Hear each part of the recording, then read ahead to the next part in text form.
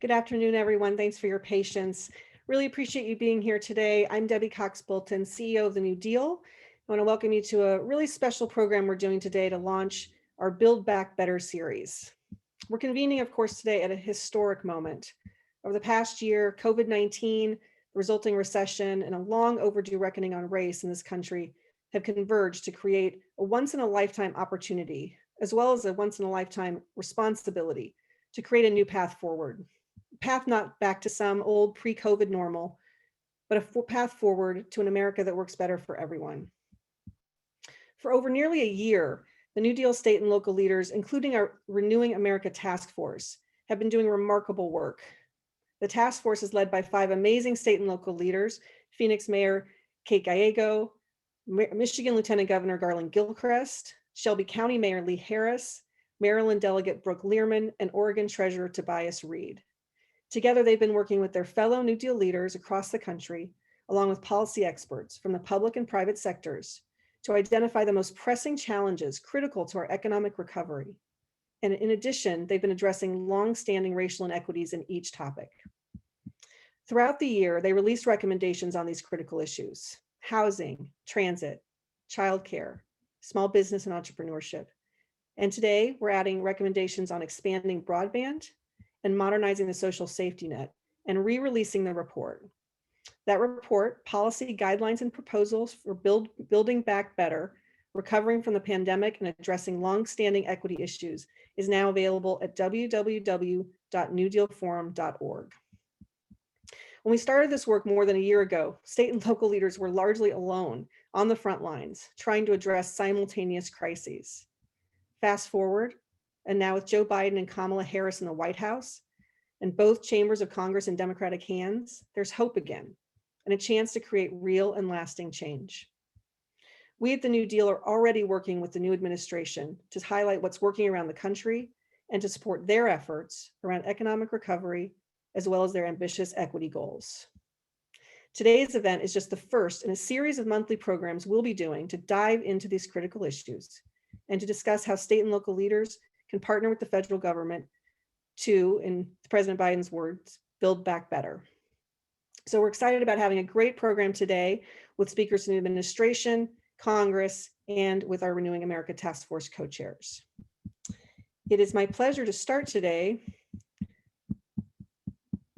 Let me just make sure everybody's on here, sorry, with our co-chairs. I'd like to start with Mayor Kate Gallego.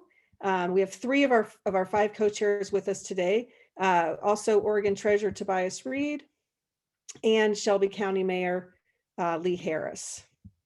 I really appreciate all 3 of them being here. They have again been co-chairing this effort for us for about the last year, working on these critical issues. They've all been involved in each aspect of the report, but they've also taken on leadership role in kind of one or more of these issues. So Mayor Gallego, I'd love to start with you, Mayor of Phoenix, a national leader on transportation issues. Love to hear from you a little bit about your efforts and what you're seeing, what we're releasing today in the report.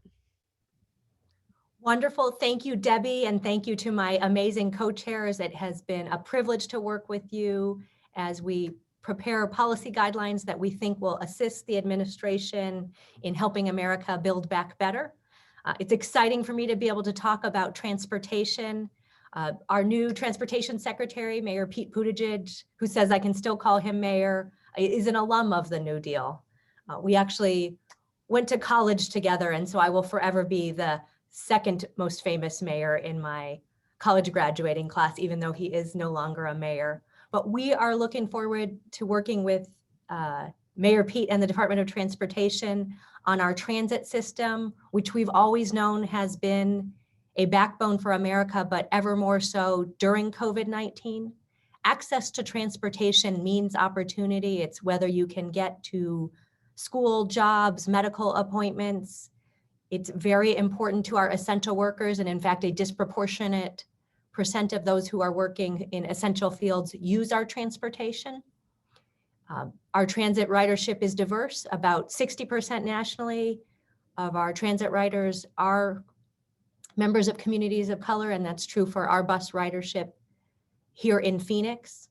We hope to work with the administration to make key investments in the future of our residents by making them more connected through transportation. We think as we invigorate our economy, we have so many shovel-ready projects that are either rebuilding older transportation systems or, in the case of my own city, investing in new ones. Phoenix is the 5th largest city in the country and the fastest growing. Compared to many of my peers, we are a little bit younger. We're turning 140 next Thursday and are very excited to celebrate that milestone. Phoenix got its name because we rose from the ashes of the Hohokam community, a Native American community that built a canal system and brought agriculture to our area. And then 140 years ago on February 25th, a group of new settlers began to build. We are a very large city geographically, and we in fact are still building new connections. Our voters, in a bipartisan vote with more Republicans voting than Democrats, recently raised our sales tax to allow us to build out bus service to our entire city, which is saying something when you're more than 500 square miles. A lot of buses to bring Dial-A-Ride, our paratransit service, to our entire city, and to triple our light rail system. The light rail system has been very important to us for economic development and just seeing investment along the system, but it's also been a jobs driver. Right now, the Phoenix metro area is, of the top 10 construction markets, the one that added the most jobs over the last year. And so much of it was transportation investments. It's neat. I'm at City Hall now, and I can look out my window and see a light rail line that we're building. Originally started through the Obama administration's Ladders of Opportunity program, because it's the line that will connect the most carless households in Phoenix to jobs and educational projects. I've gotten to learn the stories of some of the individuals working on the lines. We have a great apprenticeship program with LIUNA, our laborers who are building that line, and they've taken folks who work in the community and given them access to great jobs. So we have one gentleman who was working in apartment complex before and is now an apprentice. He's significantly increased his income. He's got a new baby on the way. He's a gentleman who came to us from Kenya and feels like he's living the American dream thanks to transportation investment. We want more Americans to experience the story that he has. So we would love to see investments that take equity in mind. I'm encouraging the federal government to really help us as a partner in data collection. One of the things the New Deal has called on is to look at who has access to transportation, what is their total commute time, and use that to drive information. We've also called on the federal government to look at safety. Who is most impacted by pedestrian-related incidents? Where do people have safe pathways to school and to work? And where are we losing too many American lives? I know this will be a priority of this administration, but it's one of ours at the New Deal as well. And we hope the federal government can help us with the best possible solutions, including investing in innovative technology. Are there ways we can make our streets safer and take advantage of this?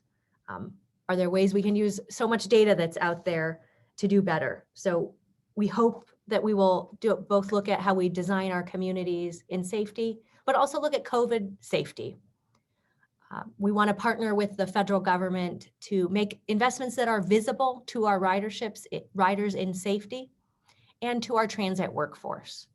Right now in my state of Arizona, transportation workers are not eligible for vaccination priority. I've written to our public health leaders saying that they should be, because they are out there every day and often have to buckle folks in who are getting on with a wheelchair or other mobility aid up close and personal. They're keeping our economy moving, and to me are very essential. We'd love to work with the federal government on upgrades to buses, whether it be Shields or others, to keep people safe and to share information about the impact of COVID on public transportation. New Deal has looked at the research and found that there are no significant outbreaks linked to public transit. We want to get accurate information out, and we want to partner with the federal government to share what we know so that people can make appropriate healthcare decisions and we can strengthen our transit system with accurate information. So from safety to how we design our communities, we're excited to work with the Biden administration to build back stronger. And I want to thank you all for joining us here today to learn some about our task force recommendations for how we move forward. Thank you. Thanks so much, Mayor. It's great to have you and really appreciate your leadership on this effort over the last year. Appreciate everyone bearing with us while we juggled a little bit with getting everybody on and here. So we're going to take a break from hearing from our task force co-chairs and instead go to Congressman Scott Peters. Many of you know Congressman Peters. He is a great ally, the vice chair of the New Dems for policy. He's also in his own right a former local elected official, the first president of the San Diego City Council, so he knows well state and local challenges. Congressman Peter, we love working with the New Dems as great partners and allies and really appreciate you being here with us to talk about the New Dems 100-day agenda and what we can expect from Congress going forward here with the economic recovery. I'll turn it over to you. Well, thanks for having me today, Debbie. Sorry I had a little technical difficulty getting on. I am proud to serve as the vice chair for policy for the New Dems this Congress. And we're 94 forward-thinking Democrats in the House of Representatives, making us one of the largest, if not the largest, ideological caucus. We represent of the expansion of the Democratic Party beyond the urban base, reaching out into purple districts across the country. And it's our members who made it possible for Democrats to hold the majority. We also proved that the base of the Democratic Party is far from the socialist label it's often been incorrectly assigned. Our coalition supports the values of most Americans. It's possible to make capitalism work better for everyone, take meaningful steps to fight climate change, recognizing that people continue to drive to work and use gas stoves, and to fix our immigration laws and then enforce them, and to change police culture to root out bad cops without being anti-police. And we believe that building consensus around problem solving and key legislation is critically important, especially given Democrats' razor-thin margins in both the House and the Senate. New Dems want to get to yes. I think it's like Mayor Gallego said, and those of you who have been involved in local government, I would just say to you that it's remarkable how sometimes the getting to yes and making the deal is of less interest out here, or maybe it's a matter of capability at this point. But that's really where New Dems are, and that's why I think we're pretty aligned with you all. We've recently unveiled our agenda for the first 100 days of the 117th Congress. Through this agenda, the coalition will take actionable steps to help end the pandemic, create jobs, and solve the challenges of the 21st century.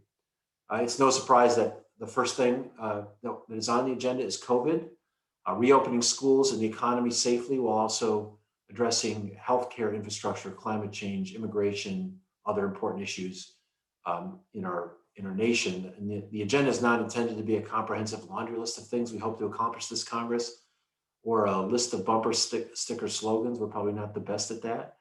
But we are looking at targeted solutions that will help our country emerge from this crisis, get us back on track once the pandemic's behind us. And we've been really encouraged to see President Biden hit the ground running with executive orders that take immediate action we need to reverse some of the, to be charitable mistakes of the last administration, but also to really get us to take on, first and foremost, the COVID-19 crisis. I'm a member this term, in addition to being on the Energy and Commerce Committee. I'm a member of the House Budget Committee, and on Monday, I'll join my colleagues there to finalize the President's American Rescue Plan before it heads to the House floor for a vote. This comprehensive bill meets the moment. I think it's certainly not perfect. Many of us think that there could be some adjustments, but it will strategically and aggressively tackle the challenges that state and local leaders see in their communities every day. So in January, the coalition developed a set of COVID priorities that we share with the White House and House leadership. Many of these policies are reflected in the latest version of the relief package. The American Family Act, which would provide a one-year child tax credit expansion. Coronavirus and Therapeutic Development Act, which will invest $15 billion to enhance COVID vaccines and therapy research, $3.5 billion for mental health and substance abuse prevention and treatment, and about $49 billion for testing, two provisions that the New Dems were certainly strong advocates for. I introduced a bill with my fellow New Dem Vice Chair Ami Bera called the Tracking COVID-19 Variants Act, which made it into the package. That's $1.75 billion in critical funding for the CDC to scale up our national genomic sequencing effort at labs around the country. Sequencing helps us understand how the virus is spreading and if the vaccines and therapeutics we develop are effective. The package will replenish funding for critical COVID programs, enhanced aid like EIDL grants, emergency grants, and PPP loans. It provides money to schools to ensure students and teachers can return to classroom safety, and also gives crucial assistance to state and local governments to help prevent layoffs and make up for lost revenue. So the coalition, with its size and weight behind these forward-looking policy ideas, is committing to working with colleagues on both sides of the aisle, committee chairs, congressional leadership, and the administration to achieve results.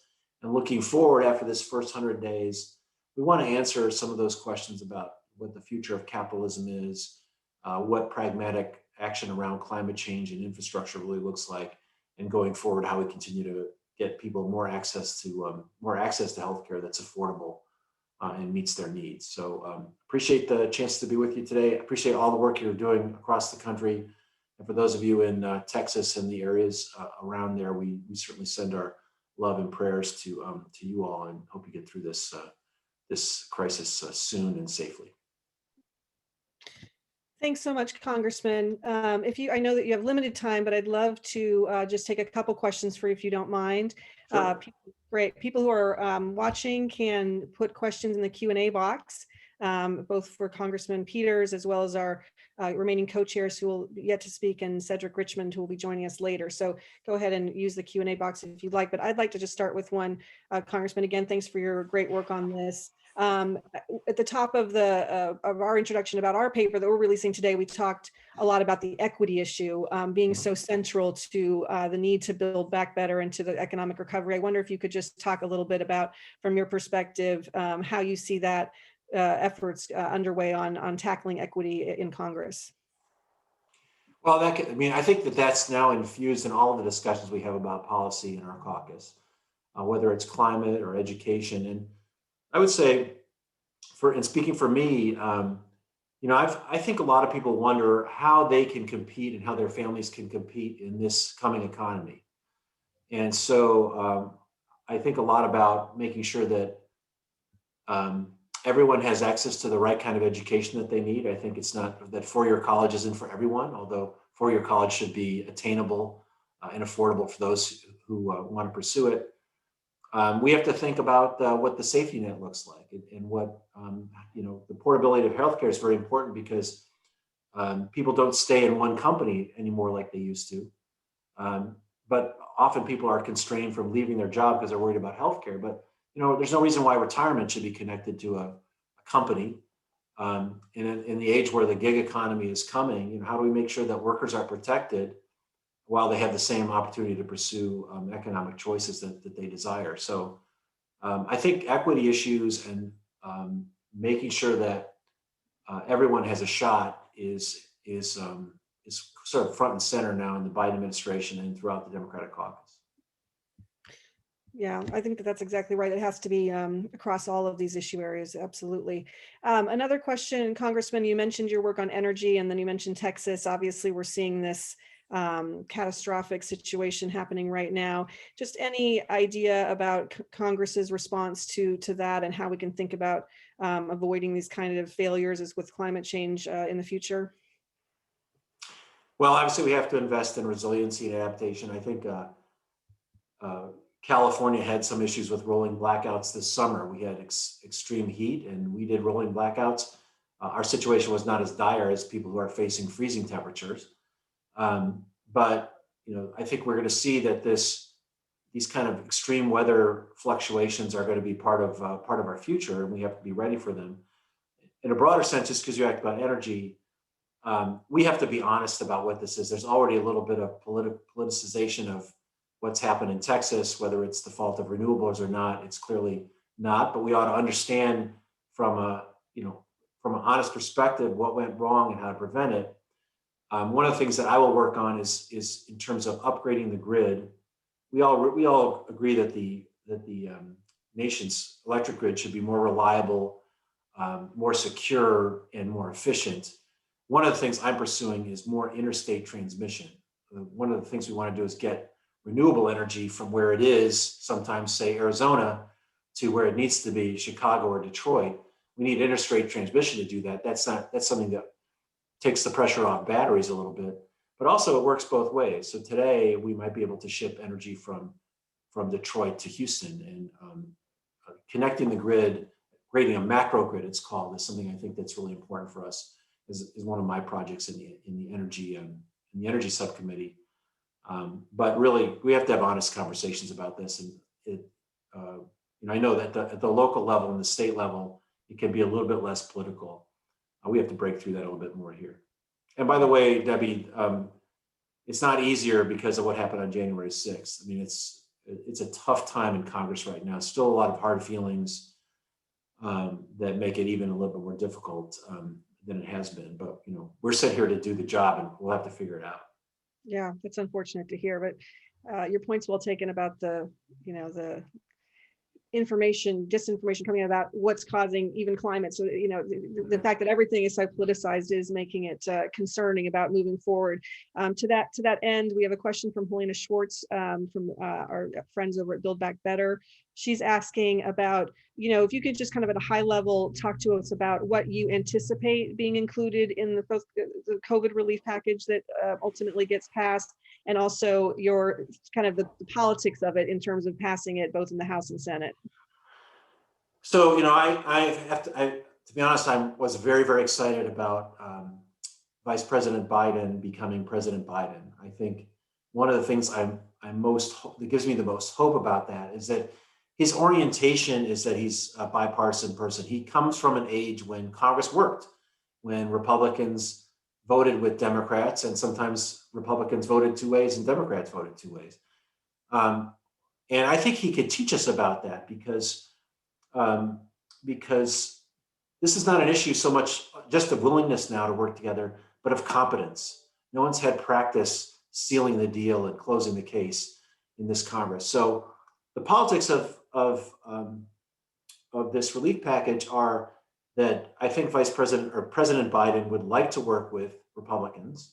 Their offer of $600 billion was not trivial. I mean, that's a lot of money, but it's not close to the 1.9 that we thought we needed. There's still some time to close the gap and maybe come up with something that's a national effort rather than just a Democratic effort. But we're going to learn a lot about the politics of this because we're pursuing reconciliation, because Democrats have realized we don't have time to sit around and wait. We have to do something.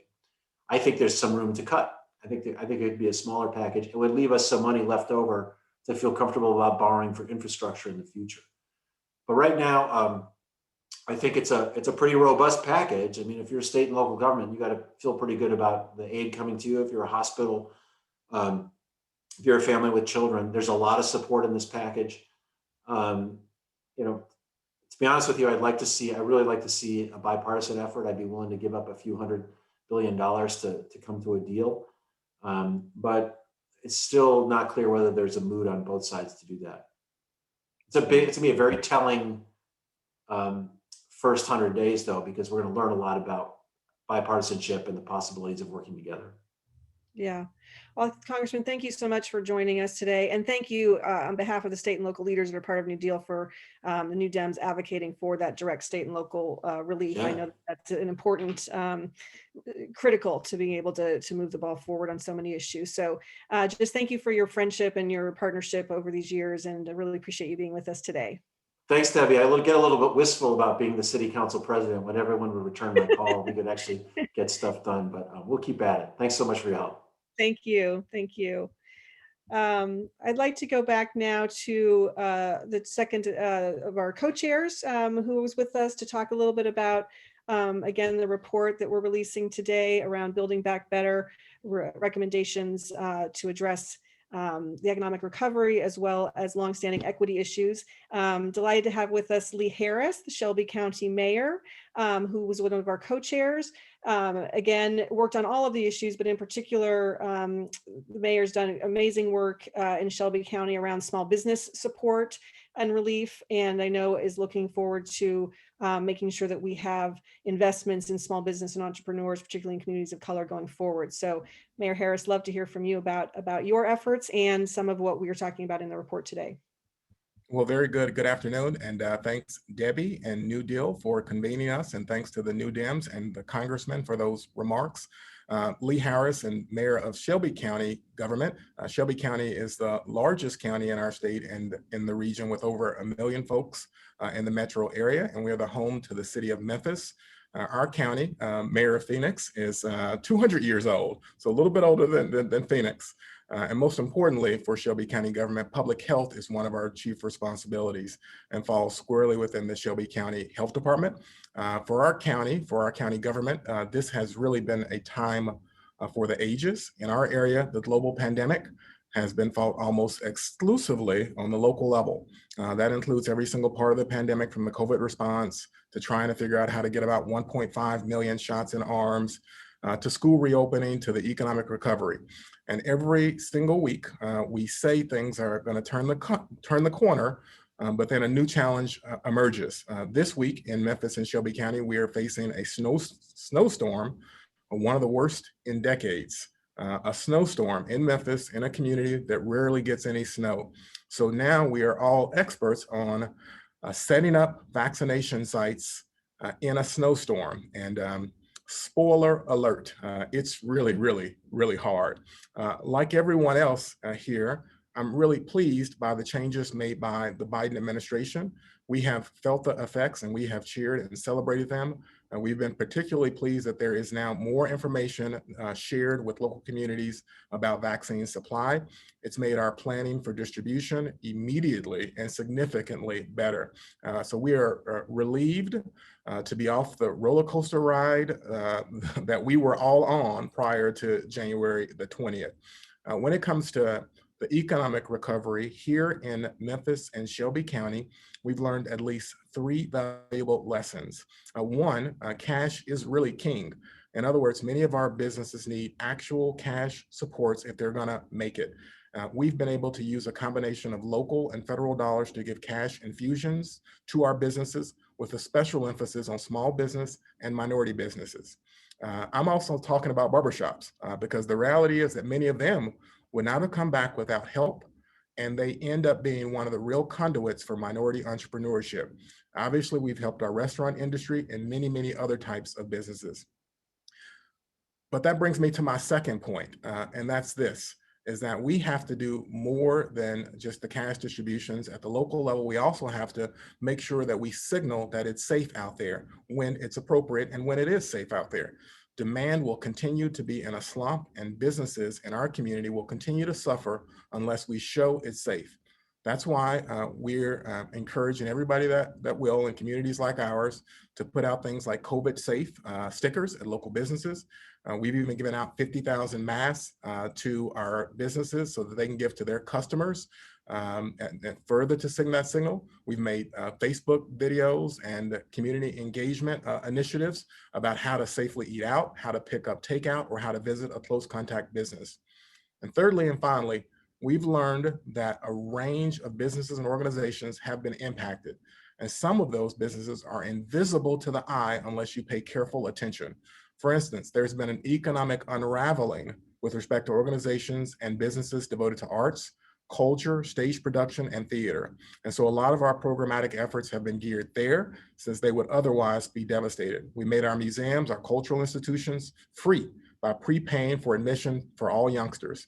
That was super helpful to parents for our virtual learners who are looking for activities. And as for our museums, some of them in Memphis and Shelby County have actually reported that the end of 2020, during a global pandemic, was one of their best periods of attendance. I'm gonna stop there and not overdo my stay, but I appreciate this convening so very much, the New Deal, the opportunity for this shared learning, and the willingness of the new administration to immediately implement changes and deliver during one of the most challenging periods in our lifetime. Thank you. Great. Thanks so much, Mayor. again, also for your work on this task force over the last year. I'm going to go ahead and go to our third co-chair, and then time permitting, we may have questions for you all before Congressman Richmond joins us. But let me turn it now to State Treasurer Tobias, Oregon State Treasurer Tobias Read, longtime New Deal leader, really a national leader on all kinds of issues, but including retirement and other savings.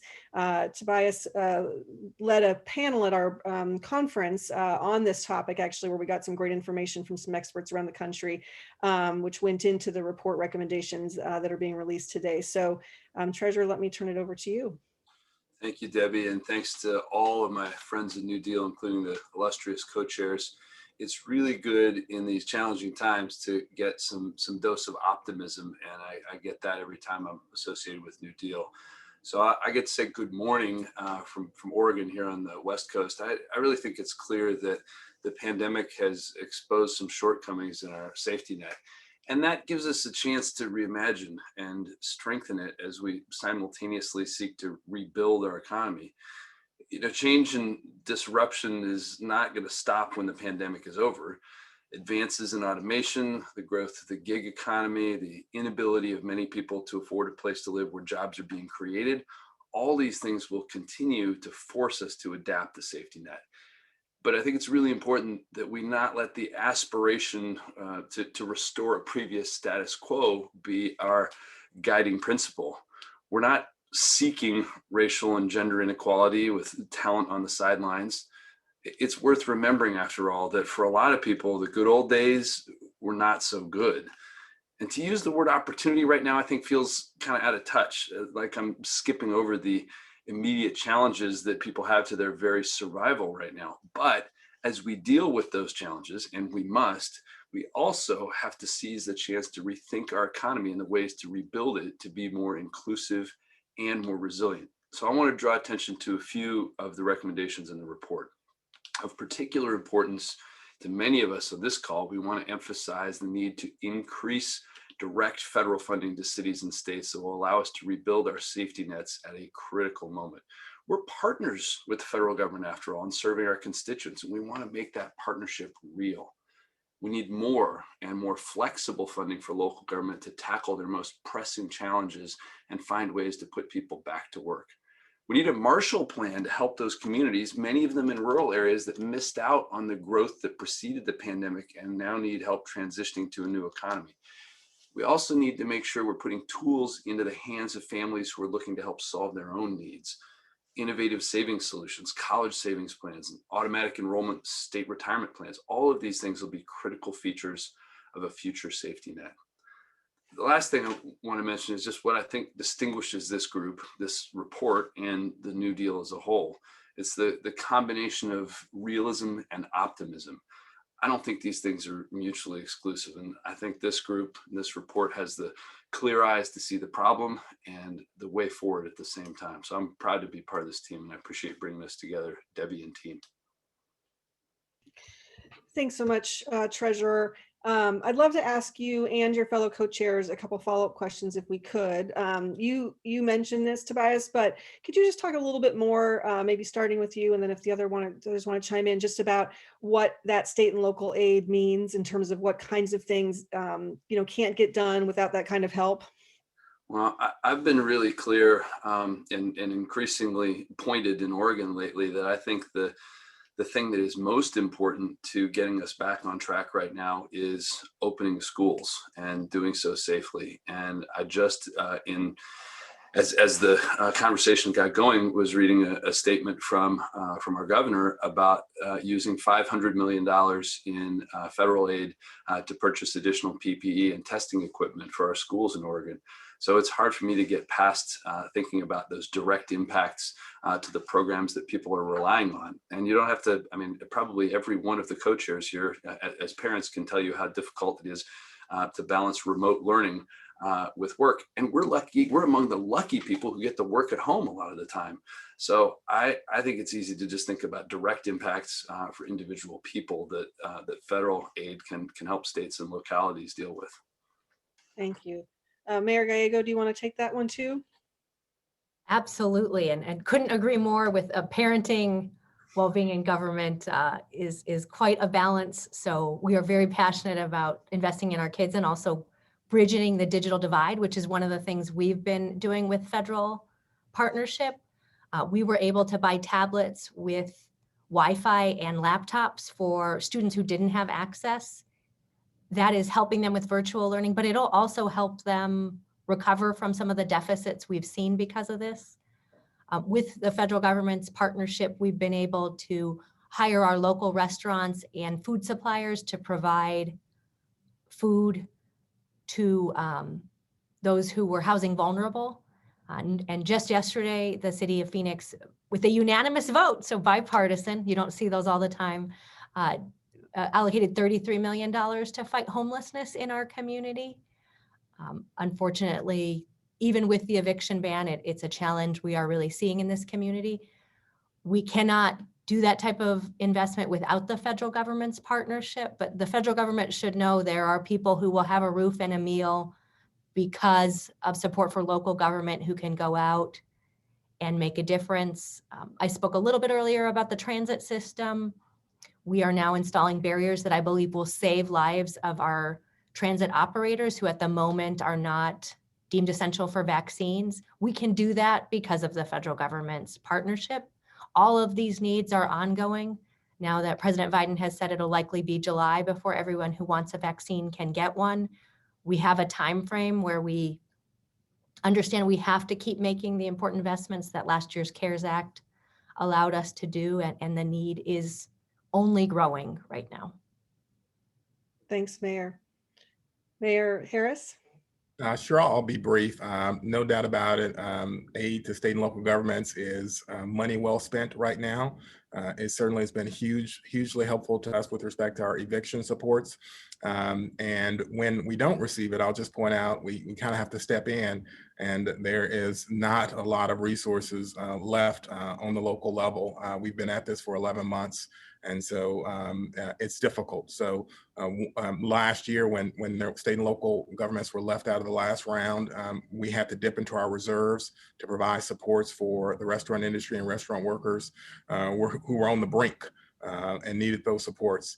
At the same time, vaccine administration is a real complicated and labor-intensive process for us. We've had to expand our health department by 50% in terms of personnel. That's a huge undertaking, and the costs are not going away anytime soon. So setting up Wi-Fi sites at mass vaccination locations is a very difficult and costly proposition, in addition to the personnel who already have, all the work accumulates. So vaccine administration is on top of all the other work that has happened prior to. None of that work goes away.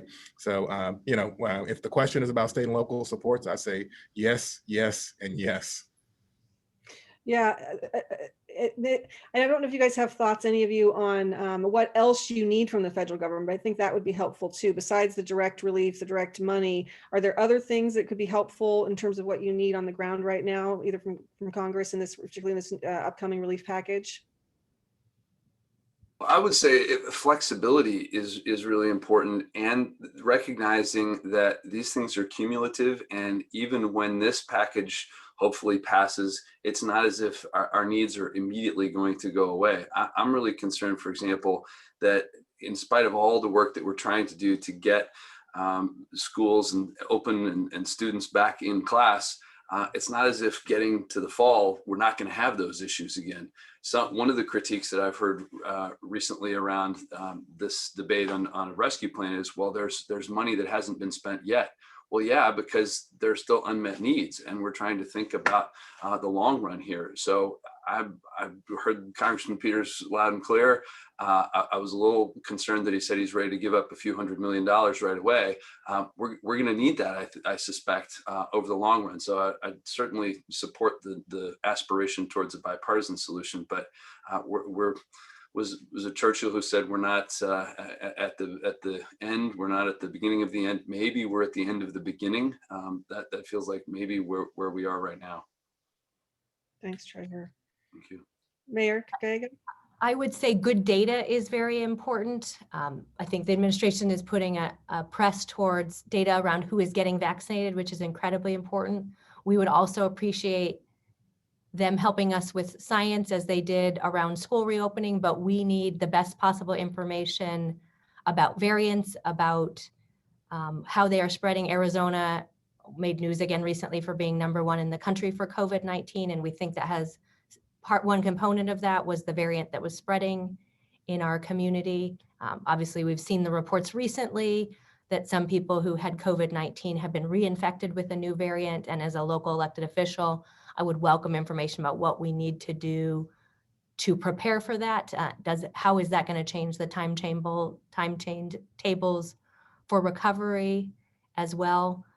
Our country is not doing as much testing for variants as some other nations, such as England.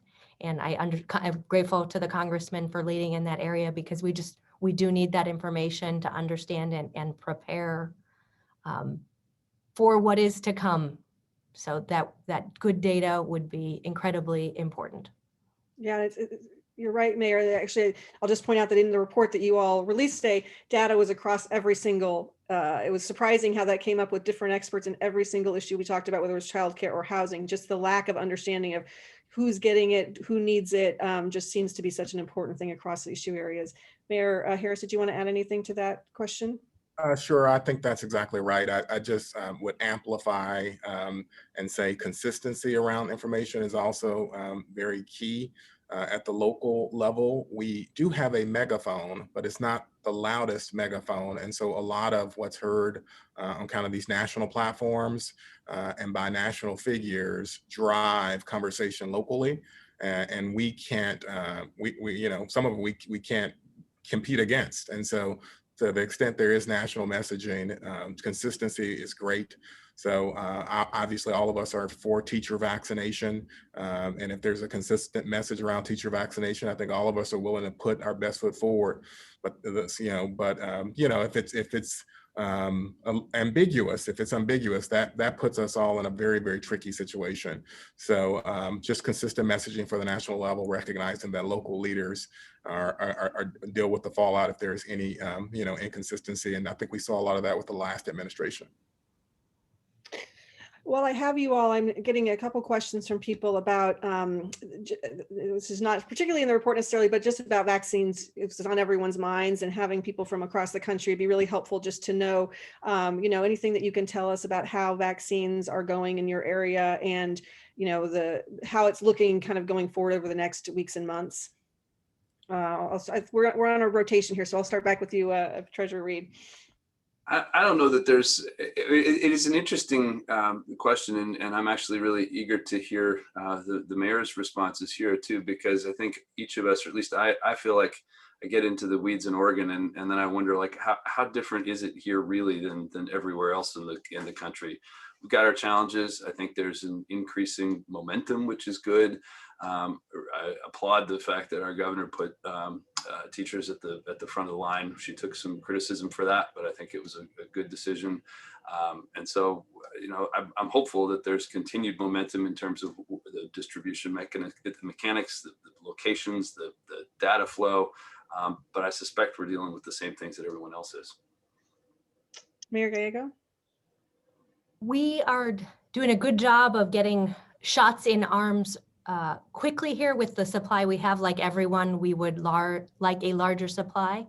There's some equity issues with distribution. So education, income, race are predictors of whether or not you get a vaccine. We have, for example, some real challenges with our African-American and Latino communities, both with access. We don't have our governor very late on getting a Spanish language website up, and not having a lot of Spanish speakers at the vaccine sites. Our private sector suppliers are saying that they are a little bit frustrated with some of the national guidelines. They've shared with me that the first vaccine, the reimbursement rate is like half of what it would be for a flu shot, and that doesn't give them the money they need to invest in better upfront technology platforms, staffing. The mayor mentioned Wi-Fi at vaccine sites. All of that costs money. And so some of that structure has been frustrating to the private sector folks. And we get asked more and more often, can the city provide, quote, volunteers? But it's folks we would then be paying to do it, often our first responders. Our local providers have asked for more flexibility. Some of the FEMA guidelines are incredibly specific and may not make sense in every local environment. But we are getting a lot of shots in arms out here. It is 66 degrees today, so we can still vaccinate in Phoenix with our outdoor events with the weather, and sending huge sympathies to Mayor Harrison and my friends in the other parts of the country that are seeing enormous challenges. Yeah, the three of us from the West Coast, Southwest states, Mr. Harris, apologize, but I know that we do have someone from Mr. Richmond's office joining us, but Mayor Harris, I'll give you the last word if you had anything else you wanted to add on vaccines in particular. So I hate to repeat it, but it bears repeating because she made a good point about the reimbursement rates. If we can get more of the private sector involved in this, physician offices right now in Shelby County and Memphis, where we have scarcely any physician offices involved in vaccine. And there's lots of reasons for that, the custodial requirements, but also the reimbursement rates and so forth. So if we can get the reimbursement rates higher, I think that brings a lot more supply channels to the task. Obviously, we need to increase supply. And I'll just mention one other thing, and that is we need to try to get a single dose vaccine to market as soon as possible. That'd be a huge game changer, because right now we're in the most complicated vaccine distribution pharmaceutical that I've ever seen. And I haven't seen many, but that I've ever seen. We've got a double dose that degrades in 5 days, that can't be refrozen. And the custodial requirements are extremely high because of the sub-zero temperature attached to it. So to the extent we can, I'm not trying to denigrate Pfizer and so forth, but it is an extremely tough vaccine to administer at the local level. And so to the extent we can get a single dose out from a company, Pfizer or other, that talk about a game changer. It would be a huge deal across the country. Yeah. Well, thanks for that, Mayor. And thank you to all three of you and to your two fellow co-chairs who can be with us today, just again for the work you've all done over the last year on behalf of the New Deal, for looking at all of these issues that are going to be critical to our economic recovery, but also to making sure that we address these longstanding racial inequities. We have so much work to do. It is a all hands on deck proposition going forward. And I have a lot of hope with leaders like you out there being in charge of this. So thank you all so much. And let me now welcome to help close us out. I believe that we've been waiting for Congressman Richmond, who's in the Oval Office in a meeting that's running a little bit long, but I really appreciate Zach Butterworth joining us to just give us a little update from the administration on your efforts here around the economic recovery, and anything that state and local leaders and their allies should know about what we can expect over the coming weeks. Thanks for being here. Well, absolutely, and I apologize on behalf of Cedric Richmond. His Oval Office meetings generally tend to run a little long, and we're learning that, and hopefully he'll be able to connect with you all in the near future. My name is Zach Butterworth. I run the private sector engagement for Congressman Richmond out of the Office of Public Engagement. Thank you all for all the mayors on the call. I spent 3 years, a little more than 3 years, working in the mayor's office in New Orleans with Mitchell Andrew, and know and love mayors and the good work they do on the ground. So it was good to get a little snippet of the challenges you all are seeing with the vaccine distribution, and loud and clear on that. Part of my work is supporting the COVID team. And so to the extent you all have specific recommendations or would like to discuss things with them, I'm happy to connect you up to the COVID team. I have no doubt they'd appreciate your input as we sort of pick back up where the last administration left off. And as you know, the president's talking a lot about the American Rescue Package. That's our top priority right now on the legislative front. And we are focused on making sure that the American people understand the importance of this package, what's in it, and what's at stake. And with our goals of 100 million vaccines in 100 days, getting schools reopened in the first 100 days, this money is critical to those to succeeding there. And, I know for your local tax base, for those that are in statewide office, we all have an interest in getting the economy going again, getting people back to work, getting people traveling. And we want that certainly as much as you do. So I'm happy to take questions on the American Rescue Plan, what's in it. Next week, it's set to be on the House floor.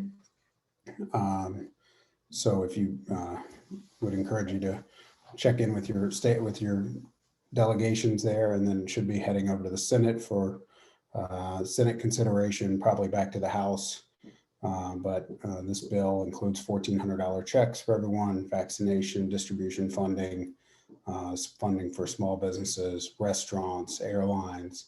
So we think it's critical to getting the economy back on track. So happy to take any questions, and thank you all. And again, apologize the Congressman wasn't able to join. Thanks so much, Zach. I really appreciate you being here. I've got a couple questions for you as we wrap up our program here today. One is just about, we talked a lot before you hopped on about the state and local direct aid, obviously of critical interest to our attendees. Just anything you want to say specifically about the president's commitment to that and how that and the prospects for that up on the Hill? Yeah, look, that's been something the president's talked about since the campaign. The local governments are hurting and kind of on the front lines of this. Their tax bases are decimated, their costs are up. You still have to have a police force, no matter whether or not you have tourists or visitors to a city. So, that money's critical. That's why we included that much in the American Rescue Plan. We're going to continue to talk with all members of Congress, all members of the Senate about this. Unfortunately, the group of 10 senators that came in to the White House with a proposal, that proposal did not contain state and local funding. So, that's unfortunate. I think we're pushing ahead, and we'll leave it up to the House of Representatives now as they take up the bill next week, but hopefully it's in there. Great. And you mentioned obviously members or anyone really calling their members of Congress while they, state and local leaders, and anyone else calling their members of Congress while this is going through the Hill. But anything else that you would want to talk about in terms of the partnership and going forward with state and local leaders in terms of turning our economy around? Well, look, I think everybody can can help educate the country or their region about what's in this bill. Working with your local economic development agency or equivalent chamber of commerce to get the word out about what's in here and why it's important, because those voices are really important. And there's so much news right now and so much going on, it's hard for people to really understand that, on March 15th, millions of people are going to begin to lose unemployment benefits. And so we're sort of laser focused on those dates to make sure where there's not a unemployment cliff.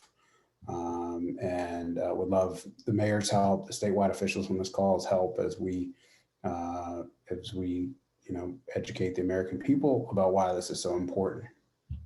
Great. Well, thank you. I really appreciate you hopping on, Zach. Please give the Congressman our appreciation for his apologize. We'll do partnership. it soon. We'll get him back on soon. Not a problem. We look forward to working with you and the whole administration going forward, and really appreciate you being with us. And to those of you on the call joining us today, I just want to say thank you all. Many of you were active with our Renewing America's task force, the leaders, and as well as experts from the public and private sector.